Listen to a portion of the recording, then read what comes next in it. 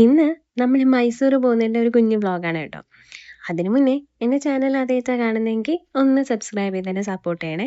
അപ്പോൾ Bangalore വ്ളോഗിൻ്റെ first part ഞാൻ already upload ചെയ്തിട്ടുണ്ട്. അപ്പോൾ അത് കാണാത്തവരാണെങ്കിൽ അതൊന്ന് കണ്ടു നോക്കണേ.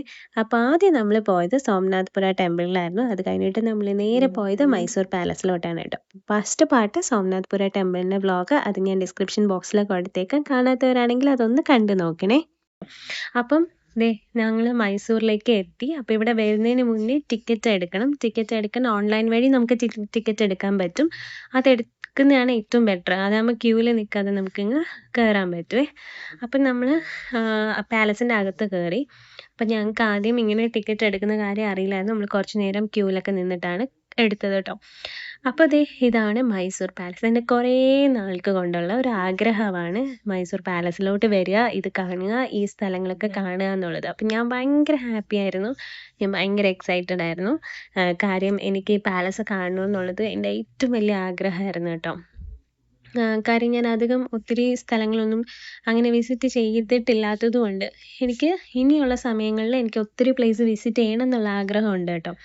അതിൻ്റെ ബേസിസിലൊക്കെയാണ് ഞാൻ ഈ യൂട്യൂബ് വീഡിയോസൊക്കെ സ്റ്റാർട്ട് ചെയ്യാനും കാര്യം. പതിയെ പതിയെ നമുക്ക് ഓരോ സ്ഥലത്ത് പോയിട്ടുള്ള വ്ളോഗും കാര്യങ്ങളൊക്കെ ഇൻക്ലൂഡ് ചെയ്യാൻ നോക്കാവേ. അപ്പോൾ ആദ്യം തന്നെ പാലസ് കയറുന്നതിന് മുന്നേ നമ്മളവിടെ നമ്മുടെ ചപ്പൽ കൊടുക്കണം. അത് കൊടുത്തിട്ട് നമ്മൾ നേരെ കയറി പോകുന്ന വഴിക്ക് ചെറിയ ഷോപ്പും കാര്യങ്ങളൊക്കെ നിങ്ങൾക്ക് കാണാം. നിലം കണ്ടപ്പോഴത്തേക്ക് നല്ല ഭംഗി തോന്നി, അങ്ങനെ അതെടുത്തു. കയറുന്ന ഭാഗത്ത് ഇതേപോലെ കുറേ കാര്യങ്ങൾ പാലസുമായിട്ട് റിലേറ്റ് ചെയ്തിരിക്കുന്ന കുറേ കാര്യങ്ങൾ നമുക്ക് കാണാൻ വേണ്ടിയിട്ട് പ്രദർശിപ്പിച്ചിട്ടുണ്ട് കേട്ടോ. പിന്നെ ഇതിൻ്റെ ഓരോ വാൾസും കാണാനായിട്ട് നല്ല ഭംഗിയാണ്, നല്ല ആർക്കിടെക്ചർ ആയിരുന്നു. പിന്നെ കൊട്ടാരം അല്ലേ, പറയണ്ടല്ലോ അല്ലേ. പിന്നെ ഇതാണ് കൊട്ടാരത്തിൻ്റെ അകത്തു നിന്ന് നോക്കുമ്പോൾ ഫ്രണ്ട് വ്യൂ. അപ്പം എന്ത് ഭംഗിയല്ലേ, നല്ലതായിട്ട് മെയിൻറ്റെയിൻ ചെയ്തിട്ടുള്ള ഒരു കൊട്ടാരമാണ്. പിന്നെ എനിക്ക് നമ്മുടെ നാട്ടിലത്തെ കൊട്ടാരത്തിൽ നിന്നും ഭയങ്കര കുറച്ച് ഡിഫറൻസ് ഫീൽ ചെയ്തിട്ടുണ്ട്. ഇച്ചിരി വ്യത്യസ്തമാണ്. പിന്നെ ഇവിടുത്തെ ഏറ്റവും വലിയ പ്രശ്നം എനിക്ക് തോന്നിയത് ഭയങ്കര റഷായിരുന്നു നമ്മൾ പോയ ടൈമിൽ കേട്ടോ. അപ്പോൾ ഇത്രയും റഷൊന്നും ഇല്ലാത്ത ടൈം പോവുകയാണെങ്കിൽ നമുക്ക് കുറച്ചും കൂടി ഒന്ന് പാലസ് നന്നായിട്ട് ആസ്വദിക്കാൻ പറ്റും കേട്ടോ. പിന്നെ നമ്മൾ പോയ ടൈമിൽ ഭയങ്കര റഷായിരുന്നു. ബട്ട് ദെൻ ഇത്രയും റഷായിരുന്നിട്ടും ഞാനിത് ഭയങ്കരമായിട്ട് ആസ്വദിച്ചു എന്നുള്ളതാണ് കേട്ടോ.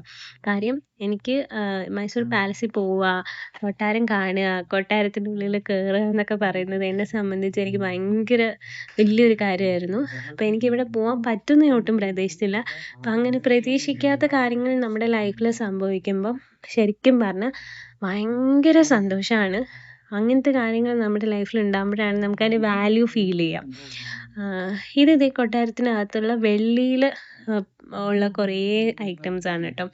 ഇത് കൊട്ടാരത്തിൻ്റെ ഉള്ളിലുള്ള സ്ഥലമാണ്. ഇതൊക്കെ കാണാൻ നല്ല ഭംഗിയുണ്ട് കേട്ടോ. ഈ വീഡിയോ കാണുന്നതിനെക്കാട്ടിലും നേരിട്ട് കാണാൻ ഭയങ്കര ഭംഗിയാണ്. ഈ ഒരു പ്ലേസ് ഉണ്ടല്ലോ, ഇവിടെ നിന്ന് ഫോട്ടോസും വീഡിയോസും ഒക്കെ എടുക്കാൻ അടിപൊളിയായിരുന്നു. ഒത്തിരി പേര് അവിടെ നിന്ന് വീഡിയോസും ഫോട്ടോസും ഒക്കെ എടുക്കുന്നുണ്ടായിരുന്നേ. പിന്നെ ഇത് രാജാക്കന്മാരുടെ ചെയറും കാര്യങ്ങളൊക്കെ ആയിരുന്നു. ഇതൊക്കെ കാണാൻ എനിക്ക് ഭംഗിയുടെ കാര്യമൊന്നും ഞാൻ പറയാതെ തന്നെ നിങ്ങൾക്ക് മനസ്സിലാവും, അത്രയും നല്ല ഭംഗിയായിരുന്നു. നമ്മുടെ ഒരു സൈഡിൽ കൂടെ കയറിയിട്ട് ഒരു സൈഡിൽ കൂടി നമ്മൾ ഇറങ്ങുവാണ് ചെയ്യുന്നത്. അപ്പോൾ ഈ ഓരോ സൈഡിലും പോകുമ്പോഴും കാണാൻ നല്ല ഭംഗിയായിരുന്നു. അപ്പോൾ നമ്മൾ ഓരോ വീഡിയോസും ഫോട്ടോസൊക്കെ എടുത്താണ് കേട്ടോ പോയത്. അതുമല്ല, ശരിക്കും പറഞ്ഞാൽ എല്ലാവരും സ്കൂളിൽ നിന്നൊക്കെ ട്രിപ്പ് വരുമ്പോൾ ഇവിടെ മൈസൂരൊക്കെ വരാറുണ്ട് കേട്ടോ. എന്തോ ഭാഗ്യവശാൽ എനിക്ക് സ്കൂളിൽ നിന്ന് അങ്ങനെ ഒരു ട്രിപ്പ് വരാൻ പറ്റിയിട്ടില്ല. അത് കാരണം എനിക്ക് ഇതേപോലെ കുറേ പ്ലേസസ് മിസ് ചെയ്തിട്ടുണ്ട് കേട്ടോ. അങ്ങനെ നമ്മൾ മൈസൂർ പാലസൊക്കെ കണ്ടിട്ട് അവിടുന്ന് തിരിച്ചു കേട്ടോ. ഏകദേശം വൈകിട്ടായി കേട്ടോ നമ്മൾ അവിടുന്ന് തിരിച്ചപ്പോൾ.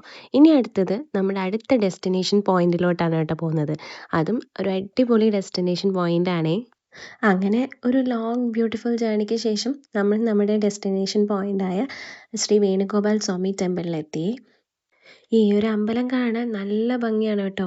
സൈഡിൽ കൂടി ഒരു റിവറും കാര്യങ്ങളൊക്കെ പോകുന്നുണ്ട്. അതുമാത്രമല്ല, നമ്മൾ വൈകിട്ട് പോയതുകൊണ്ട് ഒരു സൺസെറ്റ് ടൈമും കൂടെ ആയിരുന്നു കേട്ടോ. അത് കാണാനും നല്ല അടിപൊളിയായിരുന്നേ. പിന്നെ ഈ അമ്പലത്തിൻ്റെ ഉള്ളിലേക്ക് നമുക്ക് വീഡിയോയും ഫോട്ടോസും ഒന്നും എടുക്കാൻ പറ്റില്ല കേട്ടോ. അതിൻ്റെ പുറത്ത് മാത്രമേ നമുക്ക് വീഡിയോസും ഫോട്ടോസൊക്കെ എടുക്കാൻ പറ്റുള്ളൂ. പിന്നെ എനിക്കിവിടെ ഏറ്റവും അട്രാക്റ്റീവായിട്ട് തോന്നിയത് ഇവിടെ നമുക്ക് പൈസയായിട്ടൊന്നും കൊടുക്കേണ്ട കാര്യമില്ല കേട്ടോ. അതായത് ഈ കാണിക്ക പോലെയുള്ള സംഭവങ്ങളൊന്നും നമുക്ക് അവിടെ ഇല്ല. അപ്പോൾ അതൊന്നും പൈസ ഓഫർ ചെയ്യണ്ട എന്നുള്ളത് അവിടെ ഒരു ബോർഡ് വെച്ചിട്ടുണ്ടായിരുന്നു. അപ്പോൾ അതെനിക്ക് ഭയങ്കര നല്ലൊരു കാര്യമായിട്ട് തോന്നി. പിന്നെ നമ്മൾ പോയ സമയത്ത് അത്യാവശ്യം കുറച്ച് തിരക്കും കാര്യങ്ങളൊക്കെ ഉണ്ടായിരുന്നു കേട്ടോ. പിന്നെ ഇൻസ്റ്റഗ്രാമിലെ റീലൊക്കെ കണ്ടിട്ട് ഇവിടെ ഒത്തിരി പേര് വരുന്നുണ്ടേ.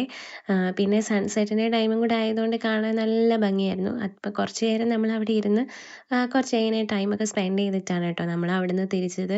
പിന്നെ ഇതിൻ്റെ സൈഡിൽ കൂടെ പോകുന്ന റിവർ കാണാൻ നല്ല ഭംഗിയുണ്ട്. ഒരു ഡാമിൻ്റെ ബാക്കി ഭാഗമാണ് കേട്ടോ. കണ്ടിന്യൂവേഷനാണ് ആ റിവർ എന്ന് പറയുന്നത്. ഇത് അമ്പലത്തിൻ്റെ പുറത്തുള്ള ഭാഗം മാത്രമാണ് കേട്ടോ. ഇതിൻ്റെ അമ്പലത്തിൻ്റെ അകത്ത് കാണാനായിട്ട് നല്ല ഭംഗിയാണ് കേട്ടോ. ഒത്തിരി ദൈവങ്ങളും കാര്യങ്ങളൊക്കെ അതിനകത്തുണ്ടേ. അപ്പോൾ കാണാൻ നല്ല ഭംഗിയാണ്. ഇത് പുറത്തുള്ള ഭാഗമാണ് കേട്ടോ. അങ്ങനെ ലാസ്റ്റ് നമ്മൾ കുറച്ച് സമയം കഴിഞ്ഞപ്പോൾ നമ്മൾ അവിടെ നിന്ന് ഇറങ്ങിയായിരുന്നേ. പിന്നെ അടുത്ത ഇത് നമുക്ക് നന്നായിട്ട് വിശക്കുന്നുണ്ടായിരുന്നു. അപ്പോൾ നേരെ പിന്നെ ഫുഡ് കഴിക്കാനായിട്ട് കയറി. അപ്പോൾ ഈ അമ്പലത്തിൽ നിന്ന് വരുന്ന വഴിക്ക് തന്നെ നമ്മുടെ ഹോട്ടൽ ആർ.ആറിൻ്റെ ഹോട്ടലുണ്ടായിരുന്നു കേട്ടോ. അവിടെയാണ് നമ്മൾ ഫുഡ് കഴിക്കാൻ കയറിയത്. അപ്പോൾ നമ്മൾ കയറിയ ടൈമിൽ വലിയ തിരക്കൊന്നുമില്ലായിരുന്നു. കാര്യം ഇത് ഓപ്പണിംഗ് ടൈമായിരുന്നു കേട്ടോ. പിന്നെ നമ്മൾ ഫുഡ് കഴിച്ചത് ദൊണ്ണെ ബിരിയാണി പോലെയുള്ള ഒരു ബിരിയാണി ആയിരുന്നു. അവിടുത്തെ ഫേമസ് ആയിരുന്നു കേട്ടോ. അപ്പോൾ അത് നല്ല ടേസ്റ്റ് ആയിരുന്നു. കുറച്ച് സ്പൈസി ആയിരുന്നെങ്കിലും നല്ല ടേസ്റ്റ് ആയിരുന്നു കേട്ടോ. അത് കഴിഞ്ഞ് അവിടെ ഒരു ഫേമസ് ബേക്കറിയിൽ പോയി. പക്ഷെ നമ്മൾ വിചാരിച്ച സംഭവം അവിടുന്ന് കിട്ടിയില്ല. അവിടുന്ന് പിന്നെ കേക്കൊക്കെ മേടിച്ചിട്ട് നമ്മൾ ഇറങ്ങി. പിന്നെ അത് കഴിഞ്ഞിട്ട് നമ്മൾ അടുത്ത ഡെസ്റ്റിനേഷൻ പോയിന്റ് ആയിരുന്നു മൈസൂർ പാക്ക് എന്ന് പറഞ്ഞിട്ടുള്ള ഒരു ബേക്കറി കേട്ടോ. ബേക്കറി അല്ല, അതൊരു സ്റ്റോറാണ്. അപ്പോൾ അവിടെ പോയിട്ട് ലൈവായിട്ട് നമുക്ക് മൈസൂർ പാക്ക് ഉണ്ടാക്കുന്നതും കാര്യങ്ങളൊക്കെ കാണാമായിരുന്നു കേട്ടോ. അങ്ങനെ നമ്മൾ അവിടേക്കാണ് അടുത്തതായിട്ട് പോയത്. ഇത് ലാസ്റ്റ് ഡെസ്റ്റിനേഷൻ പോയിന്റ് ആയിരുന്നു കേട്ടോ ഞങ്ങളുടേത്. അപ്പോൾ ഇവിടെ ഒത്തിരി സ്വീറ്റ്സും കാര്യങ്ങളൊക്കെ ഉണ്ടായിരുന്നു. വെറൈറ്റി ഓഫ് എന്താണ് നമ്മുടെ മൈസൂർ പാക്കും കാര്യങ്ങളൊക്കെ ഉണ്ടായിരുന്നേ. അവിടുന്ന് നമ്മൾ ഫസ്റ്റ് ട്രൈ ചെയ്തത് നമ്മുടെ നോർമൽ ആയിട്ടുള്ള ഒരു മൈസൂർ പാക്കായിരുന്നു കേട്ടോ. അത് കഴിക്കാൻ നല്ല ടേസ്റ്റ് ആയിരുന്നു. കാര്യം ഭയങ്കര വെറൈറ്റി, അത്രയും പ്യുവർ ആയിട്ട് ഉണ്ടാക്കുന്നതല്ലേ. അപ്പോൾ അത്രയും വെറൈറ്റി ആയിട്ട് തോന്നി. അത് കഴിഞ്ഞിട്ട് ഈ സംഭവത്തിൻ്റെ പേരെന്താണെന്ന് ഞാൻ മറന്നുപോയി. പക്ഷേ ഇത് കഴിക്കാൻ നല്ല ടേസ്റ്റ് ആയിരുന്നു. ഇത് ആക്ച്വലി ഒരു രസഗുള വെറൈറ്റിയിൽ വരുന്ന ഒരു സംഭവമാണ് കേട്ടോ. പിന്നെ അത് കഴിഞ്ഞ് അവിടുത്തെ ഒരു സ്പെഷ്യൽ മൈസൂർ പാക്കാണ് കേട്ടോ നമ്മൾ മേടിച്ചത്. അതും അടിപൊളി ടേസ്റ്റ് ആയിരുന്നു. ഗീയിൽ ഉണ്ടാക്കുന്നതാണ്. അപ്പോൾ അത് ഭയങ്കര സോഫ്റ്റ് ആയിരുന്നു. അത് ഭയങ്കര അടിപൊളിയായിരുന്നേ. അങ്ങനെ അതൊക്കെ കഴിച്ച് നമ്മൾ അവിടുന്ന് നേരെ തിരിച്ച് വീട്ടിലോട്ടാണ് പോയത്. അപ്പോൾ ഏകദേശം രാത്രിയായി. രാത്രി നമ്മൾ 12 മണിയൊക്കെ കഴിഞ്ഞു കേട്ടോ വീട്ടിലെത്തിയപ്പോൾ. അപ്പോൾ ഇന്നത്തെ വീഡിയോ ഇത്രയേ ഉള്ളൂ. അപ്പോൾ ചാനൽ ഒന്ന് സബ്സ്ക്രൈബ് ചെയ്യാൻ മറക്കല്ലേ. പിന്നെ കാണാം. ബായ്.